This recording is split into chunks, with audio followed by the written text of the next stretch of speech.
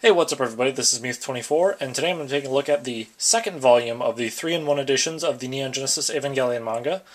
You can see here on the cover art, we've got a nice sort of aqua blue color on the background there with the orange version of Eva Unit 0 and Rei on the front. And it's kind of cool they did sort of just like this single color silhouette of Unit 0 there. I think it's a very interesting style to go with. This is basically the same art you had on the old release of the manga adaptation back when it was individual volumes, but it's still pretty cool. I like the artwork for this a lot. I mean, I love the anime as well, but I like the artwork for the manga adaptation, and then also the art books in general for Evangelion. So on the side here, this is one thing I thought was kind of cool after I got all the other volumes in the most recent package delivery video I did.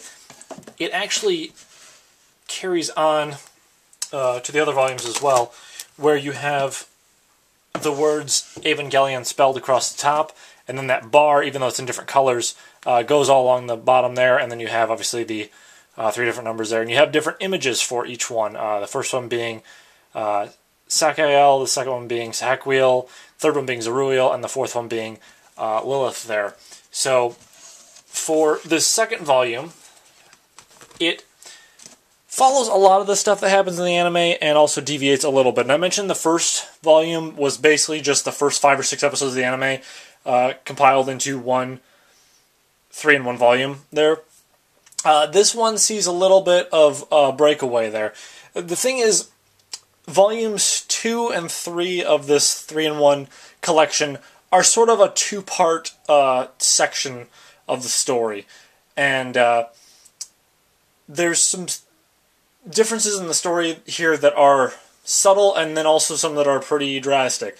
What you're going to notice going on here is that the number of angels in the manga adaptation is more comparable to the number of angels you have in the rebuild films, where there's not nearly as many. The anime, I think, what I assume happened at least, was that they had the story sort of planned out from the get-go, and then when the anime went into production, they decided to change a few things here and there that they didn't apply to the manga adaptation, or the manga adaptation decided to cut things down to focus more on the character development. Either way, the characters still sort of develop in the same way that they do in the anime, and you still have the same sort of underlying Freudian themes of the character psychology and the same Judeo-Christian pseudo-religious symbolism in there. So none of that's lost. It's just that some of the angel fights, like Material, the big eyeball spider thingy, is not in the manga adaptation. I believe that, I want to say it's Leliel is the name of it. The big, like, zebra-painted ball thing is also not in the manga adaptation. So you have a couple of those where they're just flat out, cut out of the manga adaptation. One thing that is kind of cool, though, with this 3-in-1 volume that I actually forgot to mention in the first volume when I did that review, is you have a little glossary here of a bunch of like Japanese sound effects and stuff that are not common in a lot of manga adaptations, and words that just generally don't have an English equivalent, or you wouldn't think as a sort of sound effect, because there are a lot of words like that in manga where you have sound effects for things that we just don't stateside or in a lot of other languages. But the artwork throughout the splash color pages and stuff is still really good.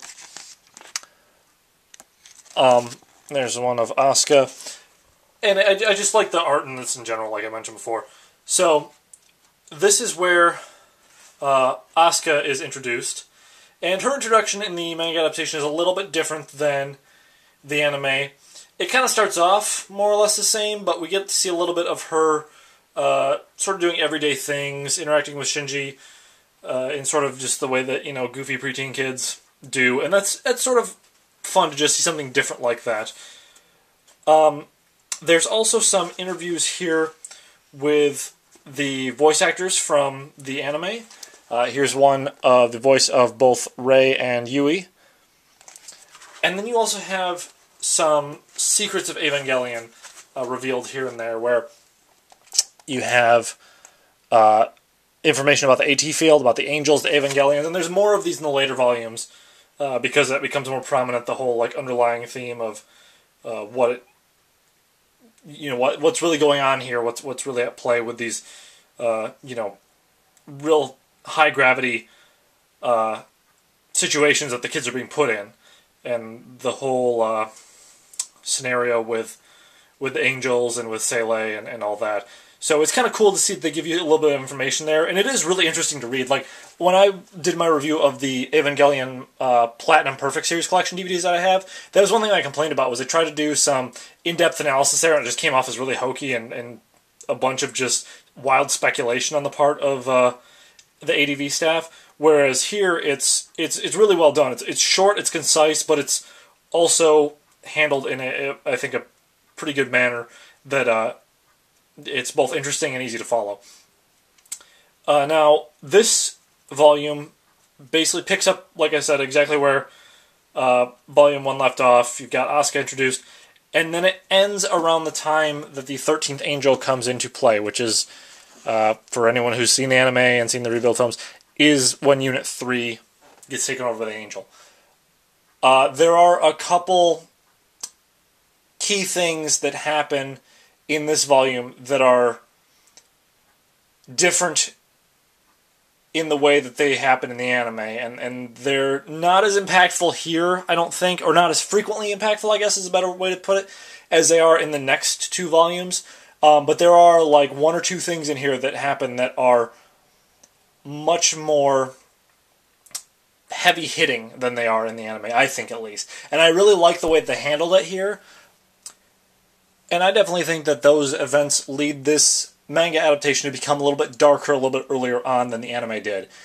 And I can't help but wonder if some of the stuff that happens in the later volumes, because of this, isn't sort of an influence on the new films they've been doing, at least the tone of those films. Because as much as I love the original series, it definitely doesn't become as dark in tone as it's notorious for until past the halfway point. I mean, you get pretty much half the episodes under your belt before it starts getting a little bit darker and a little bit more adult in nature. Whereas the films, the rebuild films rather, the first film's pretty typical, the early episode fanfare where the male battle's a little intense, but whatever. Nothing real dark. The second film, it's about the halfway point of that where things start to get dark. So I feel like the films, because there's 4 films, maybe they wanted to push that a little bit earlier. And you also have sort of that theme of, we already know what Ava's all about by the time these films come around. I mean, the anime had been out for, a decade, if not more, before the first... actually, it was like 12 years before the first rebuild film came out. So you kind of had this whole idea of like what Ava's supposed to be. So it wasn't really a surprise to anyone, I think, that when the film started going down the darker route. But here in the manga adaptation, it does feel like the sort of darker tone sets in quicker than it did in the anime, or at least some of the more serious nature of some of these events that are going to happen to different characters, and to different events, and to different parts of the timeline here. So that's pretty much all that I have to say about this second volume. And with that, I will see you guys next time.